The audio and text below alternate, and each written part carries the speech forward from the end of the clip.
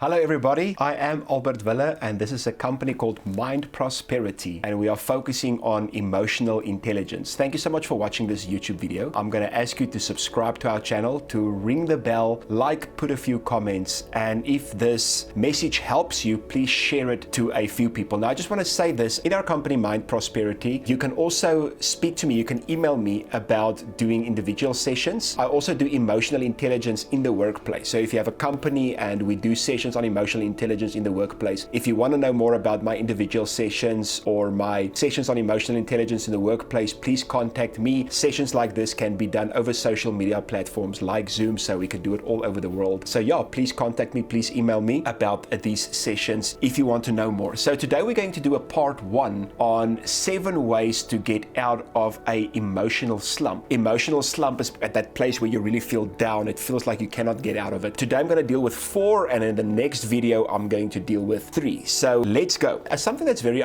important to understand is resilience. So if you are in an emotional slump, there's normally a reason, right? Something happened in my life. Something caused me to get here. Maybe something bad happened, or maybe nothing good happened in a while. Something like that can also get us into that slump. And you get to that place where you feel like, it's difficult to get out of bed. It's difficult to eat, or you overeat. I'm that person, when I get into an emotional slump, I tend to overeat. I don't know why I'm speaking about eating right now. But when you're in an emotional slump, maybe you just feel like nothing good is happening, and you get to that place where you feel like, I feel depressed, I feel empty, it feels like, I just cannot get on anymore. So about resilience, Katie Morton said, it is the capacity to recover quickly and the ability to manage every crisis or upset. So one thing that we have to realize is upsets, emotional crises, things are going to happen in our lives, and we have to get to that place where we can say, listen, but when these things happen, I have to bounce back from that, because that's what resilience is. Resilience is literally bouncing back from something, and we must have the ability to bounce back. We don't want to get to that place where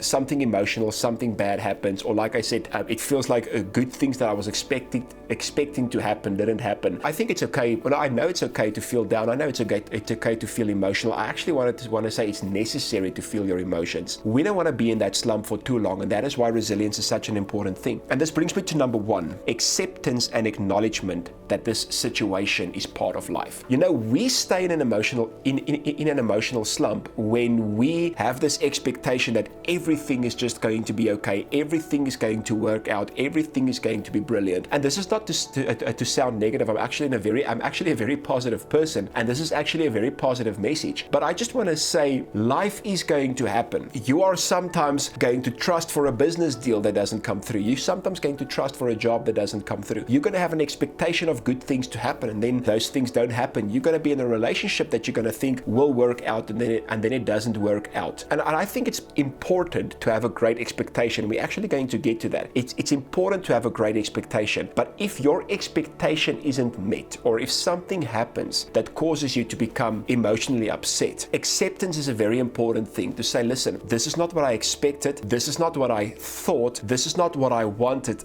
but it happened. I'm going to accept that it happened, and I'm going to feel my emotions, which is a very important thing. I'm going to feel my emotions, but I'm making a decision that I'm not going to stay in the slump. Lucy Horn said, adversity does not discriminate. Everyone deals with tough times. And it's important. It's important to know that everybody deals with tough times. And because everybody deals with tough times, that means I'm going to deal with tough times. And it's not nice. It's fine to acknowledge that it's not nice, but it's important to acknowledge that it happened and I have to move on from here. Number 2, understand your emotions and deal with your triggers. One very big thing about emotional intelligence is to understand your emotions, is to understand how you feel. Metacognition speaks about thinking about what you think. Meta-mood speaks about thinking about what you feel. And this is a very important thing, to feel your emotions. And a true emotionally intelligent person is a person that can understand their emotions, not just know what they feel, but they kind of know why they are feeling it, and they know how to deal with it, and they know it's a trigger. A very important important thing that you have to realize is you cannot carry on if you believe a trigger is just normal. If there's an emotional trigger and you're like,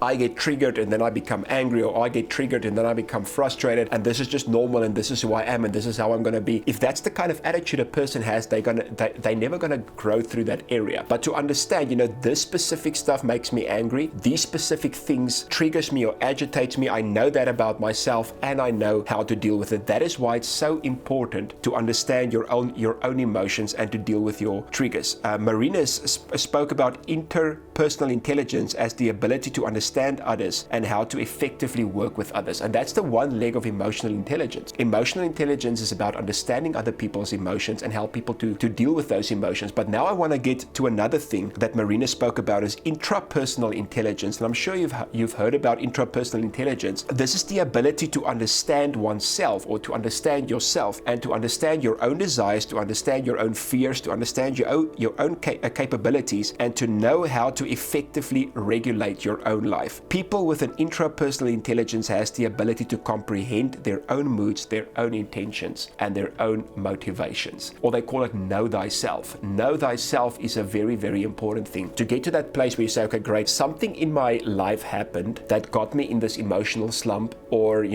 maybe it's just been a lot of small things that happened that got me here, or, it just literally feels like I have these great expectations and it doesn't feel like anything good is happening. I'm acknowledging it. This happens and it's going to be okay. I'm still going to have great expectations, but now I have to deal with my emotions. Now I have to understand me. If I don't understand me, I cannot work through this. And this is the thing about, the videos that we are doing, or a video that anybody is doing, or, if you go see a therapist, people cannot actually help you. People can give you the tools, people can give you the understanding to help yourself. And this is why this intrapersonal intelligence is such an important thing, to understand your own emotions, to understand your own mood, to understand your own desires, to understand what triggers you, and to understand how to deal with it. And, I think it's a very important thing is to get other people, obviously people who know what they are talking about, because you don't want to take the wrong advice from the wrong people. Therefore, it's very important to get to a place where you can speak to people you trust and say, listen, these are my moods, help me to make sense out of it. That's a brilliant thing.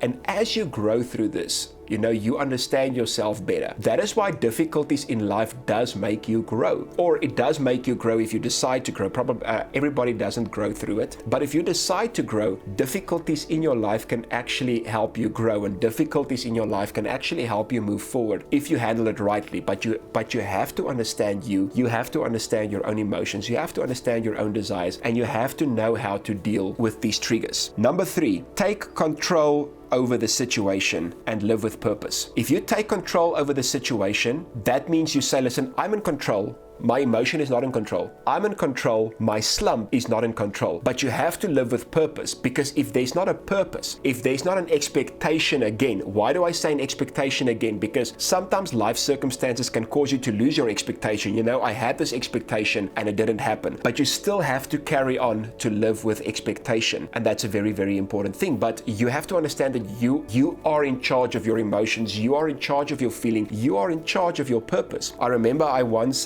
went to one of my friends, his name is Ruan, and he had this place, they call it the Donkey. It almost looked like a small farm with animals. I wanted to go ride a horse, but I never really ride horses, but I was very excited and I was very prideful at that time. So I climbed on the horse and I started riding on the horse, and it was evening, so I couldn't see very well and I wanted to run for some dumb reason, I don't know why. So I ran into this wire with my chest and I fell off the horse and the horse kicked me. And that was very painful. I didn't go to the hospital immediately, only later when it became very sore and they put me in a cast and everything. But the point I'm trying to make is I got very hurt because I didn't know how to steer the horse. I wasn't in charge, and that's one thing they told me about horses. They said you must be in charge. Problem is they didn't teach me how to be in charge, and I didn't train to be in charge. And it's the same with your emotions. If you don't learn how to be in charge of your emotions, it's going to throw you down and it's going to kick you, and your recovery is going to be difficult when you don't understand how to deal with your own emotions. This is why it's so important to live with purpose, because if you don't have purpose, if you don't have a great expectation for the future, you're not going to get up. Albert Einstein said about this, and this is why it's so important to live with purpose. Albert Einstein said, I can is 100 times more important than IQ. When you get into an emotional slump, you tend to lose your I can. And in this video, I want to encourage you, keep on living with purpose, keep on living with a great expectation, and don't lose your I can. You know what every single successful